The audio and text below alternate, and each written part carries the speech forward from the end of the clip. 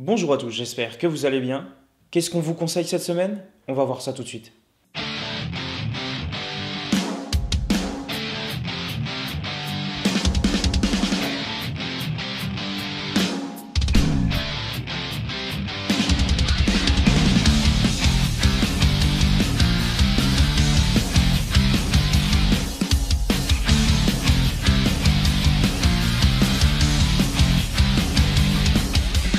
Unbreakable Kimmy Schmidt est une série créée par Tina Fey et Robert Carlock et diffusée pour la première fois le 6 mars 2015.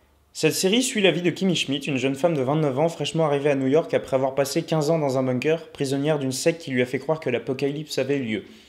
Nous suivons pendant 4 saisons Kimmy et son évolution. Armée de sa force de caractère, de sa bonne humeur, elle va devoir apprendre à vivre dans notre monde moderne. C'est une série feuilletonnante et elle se regarde tranquillement et sans prise de tête.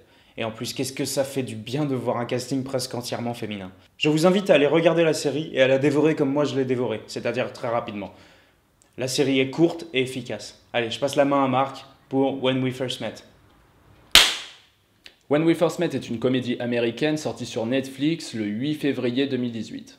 Nous suivons Noah, interprété par Adam Devine, qui malheureusement pour lui a été jeté dans la friend zone par la fille qu'il aime, Avery, interprétée par Alexandra Daddario.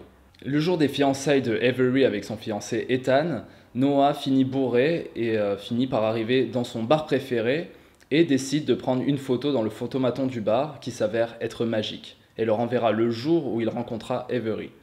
À partir de là, il changera les choses afin de pouvoir être avec la fille qu'il aime. Bon, avouons-le tout de suite, l'histoire tient sur un timbre-poste, mais bon, c'est souvent le cas dans les comédies américaines. Le film est un peu cliché, mais ça n'empêche pas de rire pour autant. Pour faire simple, c'est un film divertissant, sans prise de tête, même s'il y a une petite réflexion dans le fond pour savoir si, au final, il ne faudrait pas laisser les choses se faire et du coup faire confiance à sa destinée. Ok, à qui je conseille le film concrètement? Je conseille ce film plutôt aux personnes qui aiment déjà les comédies de base dans ce style et les gens en général qui aiment bien regarder des films sans se prendre la tête.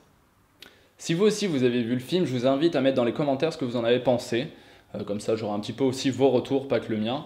Et voilà. Voilà, c'est tout pour cette semaine. On se retrouve la semaine prochaine pour parler de The Good Place et Swiss Army Man.